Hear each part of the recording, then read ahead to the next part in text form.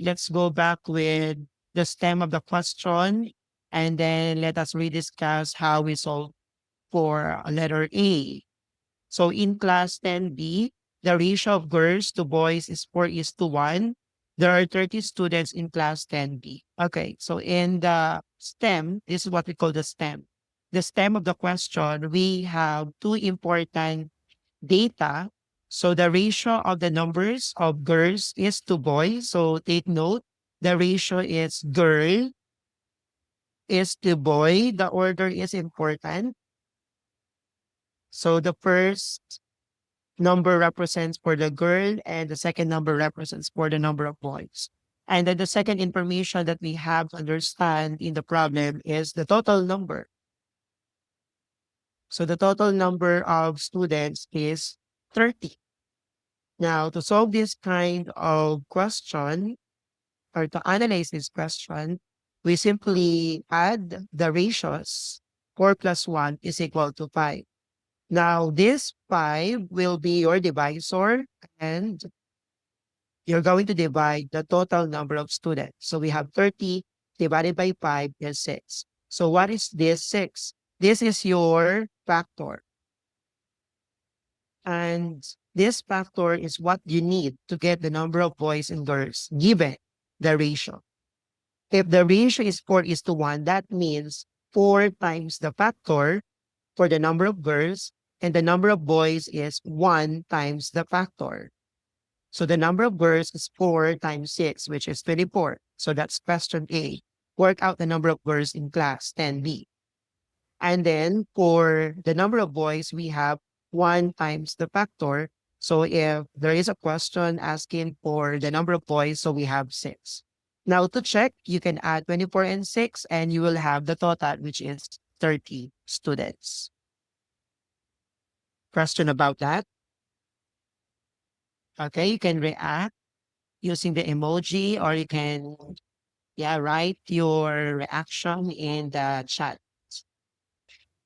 Okay, let me check if there is more who want to join. Now, the second part of the question is we have another stem. Let's see if it's related to the first stem of the question. The ratio of girls to boys in class is 3:2. So this is another section. There are 14 boys in class. So how are we going to solve for letter B? Work out the number of girls in class 10C. So there are two given information in the stem. We have the ratio 3:2, and then we have the number of boys, which is 14. So 3:2, that's the number of girls to boys. And then we have 14 boys is 2. That's the missing value, the number of girls. Okay. Now let us focus first to the number of boys. With the given ratio and the number of boys, the actual number. Now we need to get the factor. The factor is very important. So we have the number of boys divided by 2. Okay? So we're going to compare the number, the actual number, to the ratio. So here we have the ratio or the part of the boys and the actual number of boys. So what you have to do to get the factor is to simply divide the number of boys and the ratio. So 14 divided by 2 is 7. So that is your factor.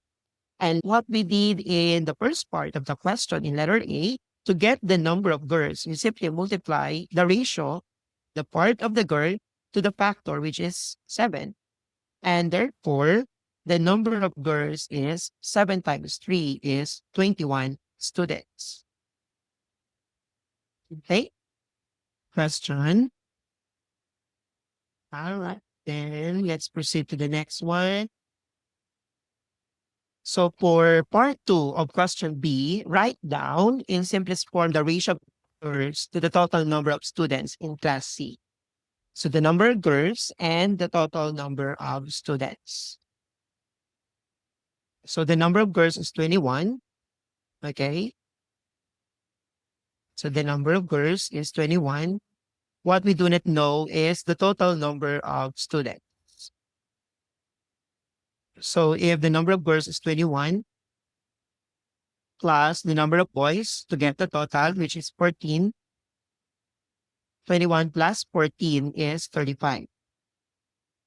And therefore, the ratio of the girls and the total number of students is 21 over 35. Now, we have to express this in simplest form.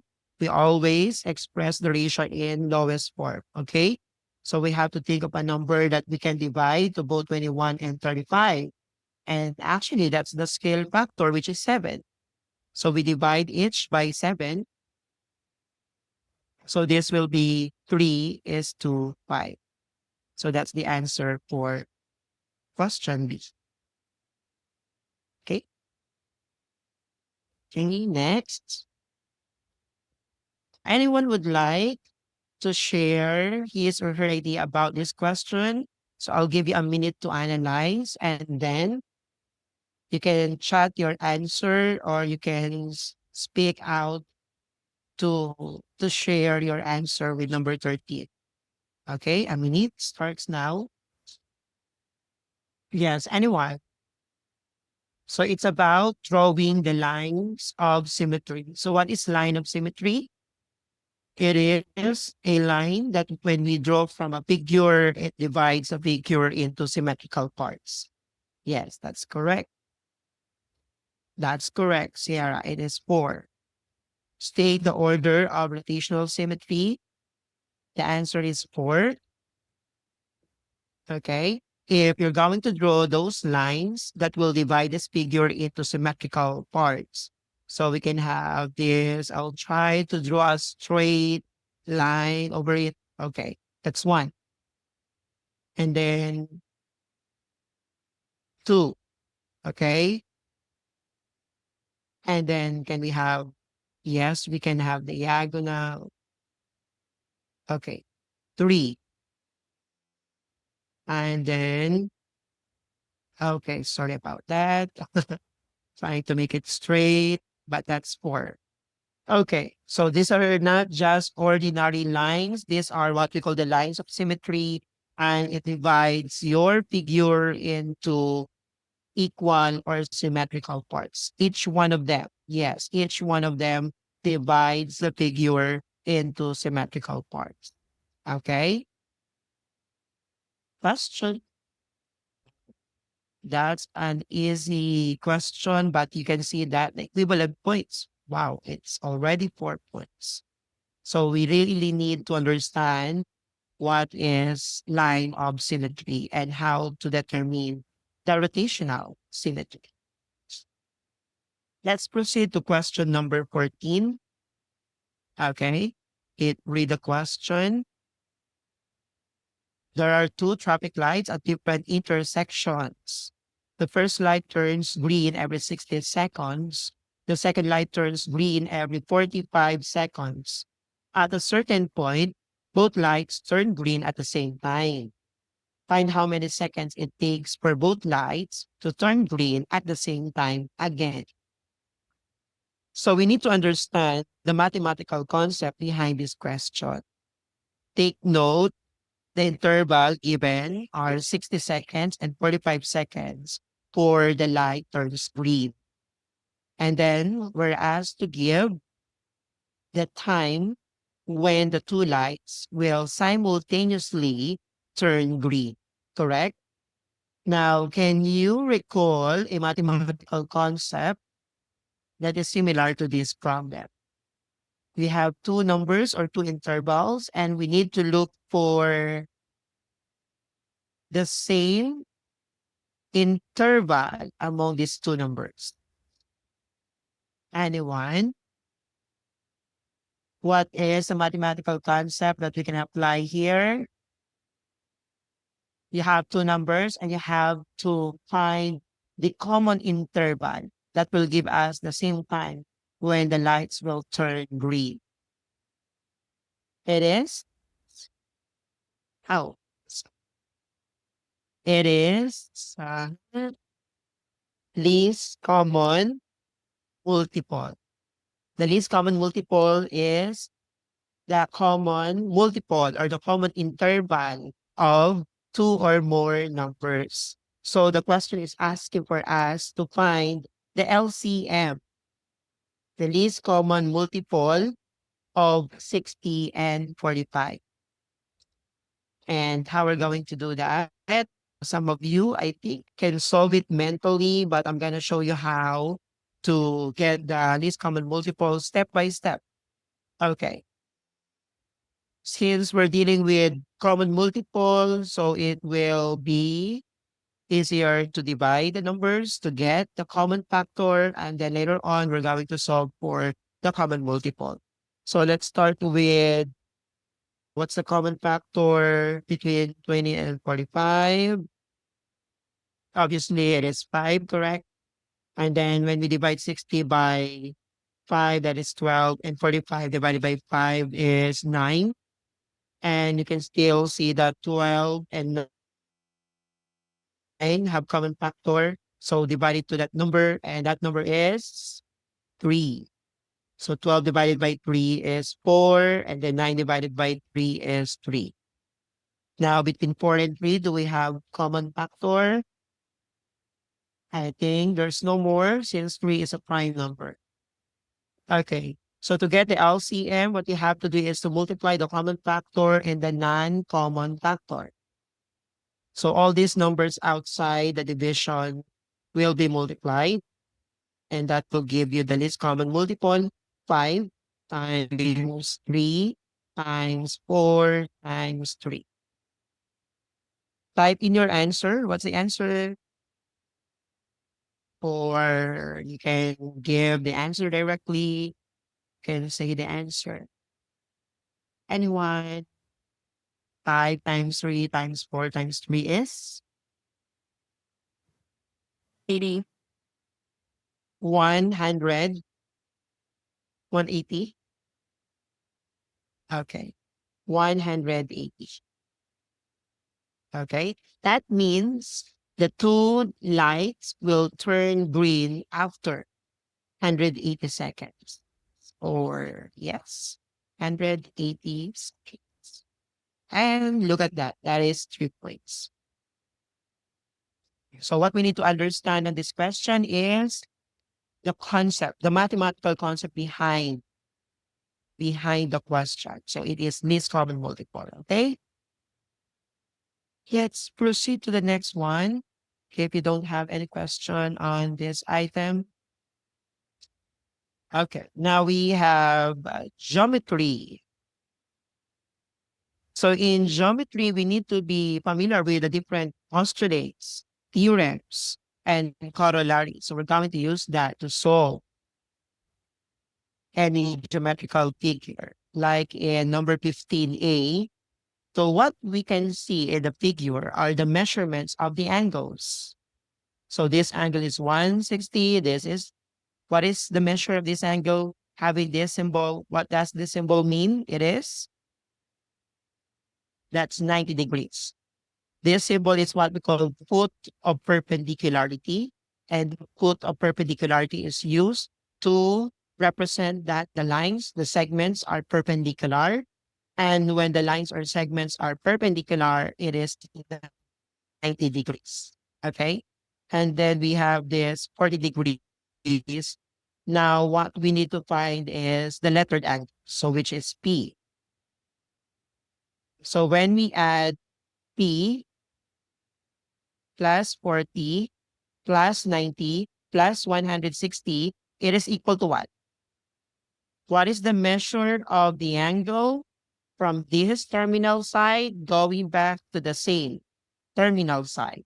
36. Or that seems to be a circle. Very good. It is 360. And then simply sum up 40 plus 60 plus 160 plus 90. So that will give you what? That is 290 is equal to 360. So P is, yes, anyone, you can give the answer. Go on. Calculating right now. Okay. That is correct. So 360 minus 290 is 70. So it is 70 degrees. Okay. So what we apply to solve this problem, we know that this is 90 because of the symbol that put the perpendicularity. And the second one, we know that the sum of all the angles in the figure is 360 because it forms a circle or it rotates. It is one whole revolution, which is equivalent to 360 degrees. Okay. That's why I mentioned in solving geometry, you have to know your postulates and theorems. Next, letter B. We have here a triangle, and there are many theorems about angles of triangles. The first one is this angle X with reference to 105 degrees. So what is the relationship of this angle and angle X? Is Think they share angle? No, wait. yeah, that's correct. They share some parts.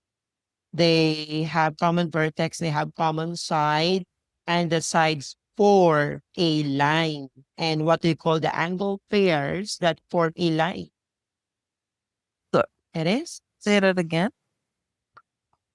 what we call the angle that forms a line.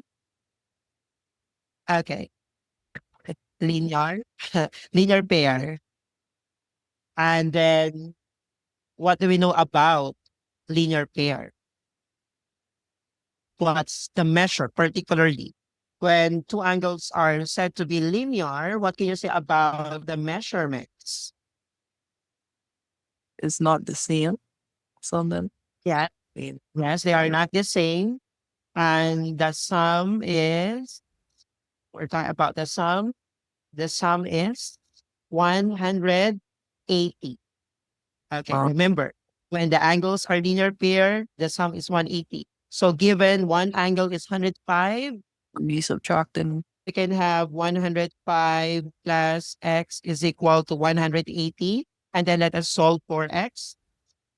X is equal, wait a second. Okay.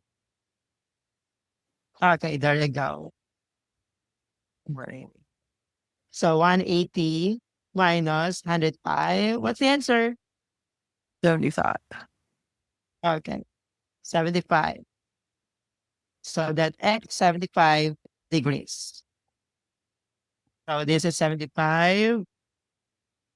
So again, the theorem that we use here is the linear angle theorem, wherein the sum of the two angles that are linear is 180. Next, how are we going to solve for the y degrees? What is the relationship of these two angles with y? You're on the same line. They are actually, it's only x, which is on the same line with y, correct? But 57 degrees is on the different line. So they are not all, the three angles are not all in the same line. It's only the two of them, correct? Yeah. Okay. Now, it is actually about the co-interior. The co-interiors are 75 and 57 because they are both inside the triangle. And then y is what we call exterior angle. Now, do you recall a theorem about the co-interiors and the exterior angle of a triangle? The sum of the co-interior, remember this, the sum of the co-interior, which are remote, which means not adjacent to the exterior. The two angles that are remote or far from the exterior angle, when we add them, it is equal to the exterior. Yes. When we add the two remote interior angles, it is equal to the corresponding exterior. So from that theorem, we can formulate the equation 75 plus 57 is equal to y. And y is, 132. that's correct, 132 degrees. Okay. That question worth 2 points. Why? Because you need to first get the value of x correctly. The value of y depends on the value of x. So definitely, if you miss the value of x, you will not get the value of y also. Correct? Okay. So it's Dominic question, a domino question. So we have to be careful in getting the first question since our second answer will depend on our answer in the first question. Okay, that's already 3 points. Again, the two concepts that we applied here in letter B is first, the linear pair whose sum of the two angles is 180 degrees. And the second one is the co-interior angle is equal, the sum of the interior angles is equal to its corresponding exterior. Okay. All right. Next. Okay. Draw an enlargement. Or we call it dilation. Enlargement. If you also encounter the word dilate, that is the same as enlarge. This is one of the transformation in geometry. Okay, we have the other transformation like rotation, we rotate, reflection, and then we also have translation. Translation is we just move the figure from one point to another correspondingly. Now, this is dilation. It means we're going to enlarge or we're going to shrink. It's either we make the figure larger or smaller. That's dilation. Okay, now we have the scale factor, which is 3. So what does it mean? All sides will be increased by 3. Okay, all sides will be increased by 3. So we need to know the measurement of each side and then increase it by 3. So how are we going to do that? Yeah. You draw your So you have here the reference point, correct? yeah, Okay. Yes, you can draw first the with the line. the quadrilateral that will enclose your triangle and then count the number of boxes. So this is 1, 2, 3, correct? This is 1, 2, 3 also. Okay. And then now we're going to make it larger by scale factor of 3, which means you have to multiply this by 3, and that will be 9. 4, 5, 6, 7, 8, 9. Okay? 3, 4, 5, 6, 7, 8, 9. Got it? Oh, Okay. So that will be your new sites. Okay. And then, so from there, we're going to estimate the other sites. So oh, it should also be what? One 8. unit. Yes, 1 unit after. Okay. And then 2 units downward. Okay. But this will be enlarged by scale factor of 3. Everyone, can you follow? So we don't need a grid for this one. What? We do not have the coordinates, if that is what you mean. So we have, yes, we just have to count. Just count it. Okay. Okay. Just count the sides and the boxes that corresponds to the sides. Okay. Okay. So again, let me recount the sides so that everyone can follow. So what we do here is we enclose the triangle into a rectangle so that we can easily count. And then from here, we can see that we have three on this side and we have three on this side. And we have to consider the distances between the vertices. Okay. And then one, two, three, four, five, six. Sorry. Three, three, three, three, three. Where is that? Okay.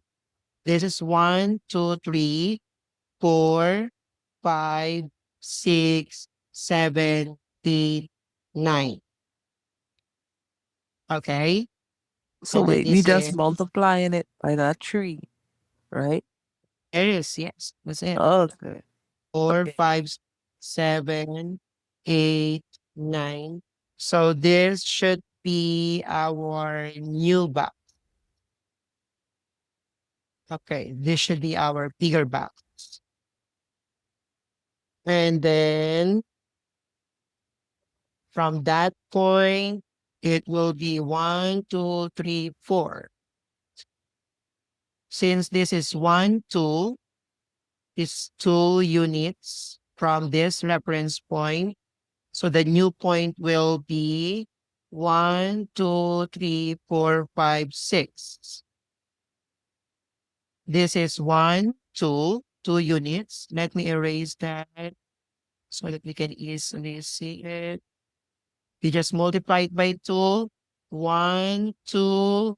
That is 2 units. Therefore, this point must be 6 units. 1, 2, 3, 4, 5, 6. Because 2 times 3, we're talking about the scale factor is 6. So 1 down. From this point, this is 3. Therefore, this point would be 6 if we dilate into scale factor of 3. So this point, let's say this is x sub 1. Your x sub 2 will be 3 times 3, 9 points away from point O. Correct? Yeah. And then, yeah, we draw here a rectangle just to get this point. This is one. This is the point or the vertex that we need to consider. It's very important to identify the exact location of that point. These 2 points are easy to count since it is horizontal and vertical. Now, when it comes to the third point, so we need to count.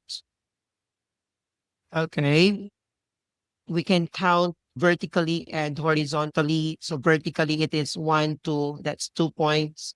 Okay, from the outer vertex after we draw a rectangle. So that give us an idea that we have to count from here.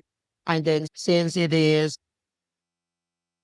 two, 2 units, so we need to count four. 1, 2, 3, 4. Okay, so that should be the location. Okay. 1, 2, that's 2 points. That's one, two, three. Sorry. 1, 2, that's six. 1, 2, 3, 4, 5, 6. Sorry about that. Again, the 2 units downward will be times 3. So that is 6. Let me double check. So from this point, a vertex on the rectangle that we draw, that's 1, 2 times 3. 1, 1, 2, 3, 4, 5, 6. There you go. And yeah, connect all the points.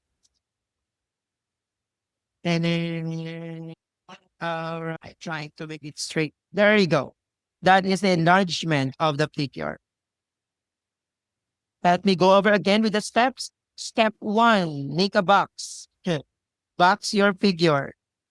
We need that box so that we can have this point, particularly this point. And then from the reference point, you count the distance of each vertices and then multiply it to the scale factor. So from point O to this point, that's 2 units times 3. So from point O to this point, that will be 6. From this point to x sub 1, that's 3 units. Therefore, from point O to x sub 2, it will be 3 times 3, that's 9. So how about the third vertex? So since we have the box, it will be easier for us to identify the measure. We can have only the vertical distance, or you can also have the horizontal distance, but I think the vertical distance is enough. So the units from this vertex in the rectangle that we draw is 2 units. Multiply it by the scale factor 3. So that's 6. Count it 1, 2, 3, 4, 5, 6. Vertical. Question. I think I get it. I think I get it. So that is the transformation if there is no given coordinates. Yeah, you just need to count. Next, number 17. Yeah, we have here equations. You can start solving for 17A and speak out your answer anytime or chat your answer in the chat box. I'll give you a minute. That is 2 points. Yeah. Did you get the same answer? It's 7.5. No. How come you divide? Okay. So you're going to combine all A's. So 3 plus 4 is 7 minus 5A. So that will give you 7 minus 5 is 2A. Get out. Okay, let me just copy equals 15. And then to solve for A, you need to divide both sides by 2. Oh, And it's what is the number when you multiply by 2 will give you 15. Okay. 7 times 2 is 14. So you need to add 1 to have 15. Okay. And that will be 7.5 times 2 is 15. Or you just divide 15 by 2. okay. Okay. So we can only add same terms. That's why 3A and 4A and minus 5A can be combined. And Oh, then once you have the coefficient, 2 is a coefficient. It is a constant beside the variable. So for you to solve for the variable, what you have to do is to divide the constant by the coefficient. So that's 50 divided by 2. Okay. okay. Okay. Let's have letter B. Everyone try to solve letter B. Okay. So you need to remove 6. When we say solve for the value of the variable, it means that we need to isolate the variable on one side of the equation. So that's the idea of solving. Isolate the variable on one side. And for us to isolate it, we need to apply the properties of equality, such as adding, subtracting, multiplying, dividing the equation. Just remember when you do the operations on one side of the equation, you must also do the same operation to the other side with the same number, of course. Okay. So if we want to remove plus 6, since our objective is to isolate n, and we want to remove here 6. So to remove that, so simply subtract 6. But we also have to subtract 6 on the other side. 6 minus 6 is 0. And therefore, on the left side, we only have 5n over 4. And then 41 minus 6 is 35. Okay, so we achieve our goal to remove plus 6 on the left side. Next. Now, 5 over 4 is a coefficient. Again, when we say coefficient, It is a number beside the variable. And for us to remove a coefficient, we need to divide or multiply. Okay? So this equation must be multiplied by both sides, multiplied it by 4 over 5. Why 4 over 5? When you multiply 4 by 5 is 20, 5 by 4 is 20, 20 over 20 is 1. 1n, or we simply write n. And there you go. When the coefficient is 1, we do not write it anymore. So we achieve our objective to isolate n, or to have n only in one side of the equation. But as I mentioned, what you perform on the left side, you also have to perform on the right side. So we multiply by 4 over 5. So we also have to multiply the other side by 4 over 5. And instead of multiplying 35 by 4, we can divide 35 by 5. That's much better. That's easier. So 35 divided by 5 is 7. And then 7 times 4 is 28. So n is equal to 28. Question. If the equation come like this all the time, like 5 over 4, we will switch Mhm. the rounding. We'll switch. This is actually a basic equation. Mm, Yes. What we need to understand is the difference between constant and coefficient. Okay. In 5 fourth n plus 6. Okay. If we're going to differentiate these numbers, 5 fourth and 6. So 5 fourth is a coefficient. So again, coefficient can be removed by multiplying or dividing. And then 6 is a constant, a number without variable beside. When you want to move constant, you just have to add or subtract.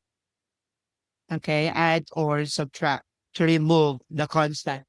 Now, for the coefficient, you need to multiply it or divide. Okay, now for you to make 5 over 4 equal to 1, you just multiply it by the reciprocal. So when we say reciprocal, we flip the fraction, or we flip the rational. So the reciprocal of 5 over 4 is 4 over 5. Going back to A, you have 2 as coefficients. And what we did to solve for A is we divide both sides by 2. Or you actually multiply 2 by the reciprocal of it. The reciprocal of 2 is 1 half, correct? This is 2 over 1, and the reciprocal is 1 half. And 1 half times 2 is 1. 1A or A. So that's the same idea that we applied here. We have the coefficient 5 over 4, and the reciprocal flip, just flip, it's 4 over 5. And automatically, when you multiply the number and its reciprocal, it is always equal to 1. We did that, or we apply that when the number is a coefficient, number beside a variable. All right. So just go over again with this question. So later, I'm going to attach the file in the chat box, and then I'll give you time to download the file. Okay.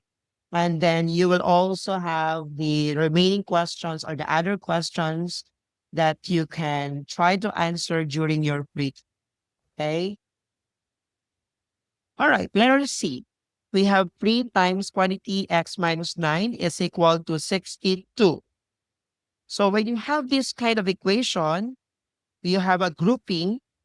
That is what we call grouping when an expression is enclosed in parentheses. So no need to multiply 3 to x minus 9. Instead, you divide both sides by 3, because our objective, again, when solving for a variable is to make this x alone. So the first thing we need to remove is the coefficient outside. So we divide both sides by 3. Okay, that means the whole expression by 3. And what will happen here, it will be canceled. So we have x minus 9 is equal to 62 divided by 3 is what? Is that divisible? No, it is 62 over 3. It's not divisible. And then we have to remove minus 9. And the opposite of that to make it 0 is plus 9. So plus 9 to both sides of the equation. That will be 0. Okay, you already have your x alone in one side, but you need to combine 62 over 3 plus 9. Okay, there is a technique that we can use when we add fractions, especially a fraction and a whole number. So this is what we call crisscross product. Are you familiar with that? Multiply across. 62 times 1 is 62 plus 3 times 9 is 27. After you multiply across, you multiply the denominators. 3 times 1 is 3. There you go. Again, crisscross product. You can apply this when you are adding or subtracting a fraction, two fractions, or a fraction and a whole number. Just take note that the whole number has 1 as denominator. Okay. Again, it's 62 times 1 is 62. 3 times 9 is 27. And 62 plus 27 is 89 over 3. So the answer is 89 over 3. Double check. Can we divide 89 by 3? No. Now, is there a common factor between 89 and 3? Okay. So you need to check that. The answer must be in simplest form. And that's it. It's in simplest form. So that's the answer. So the level of difficulty of the third question is quite higher compared to A and B. That's why it has 3 points. Question. A question. Okay, let's proceed to number 18. This is graph analysis. Yes, I think fit the picture. Okay, there you go. So the chart below shows the sales of television sets at a local appliance store over a period of 6 years. So we can see that the vertical axis is the number of sales, and then the horizontal axis is in year. Okay, the number of units sold, and then the years. Write down number of televisions sold in 2017. Anyone? Give your answer. Oops. 2017. And then the number of units sold is 2017. And it is somewhere between, yes, 140 and 160. So that's at the middle. Definitely it is 150 units. Correct? Okay. Double I, year in which the most television were sold. So since we have a bar graph, that means the higher the graph, the higher the value. So for the most television were sold, in what year it should be the graph with the highest bar? Definitely it's 2020. Correct? And the third question is year or years where less than 100 televisions were sold. Okay? So less than 100 television. So this is your basis, and those bar that is below this line means that the number of television sold is less than 100. So those years are 2016 and 2018. Okay. So as you can see, How you analyze the graph is very easy as that. The first thing you have to understand are the two axes, the vertical axis and the horizontal axis. Okay. Letter B, find the difference between the number of televisions sold in 2019 and 2016. 2019 is how many televisions?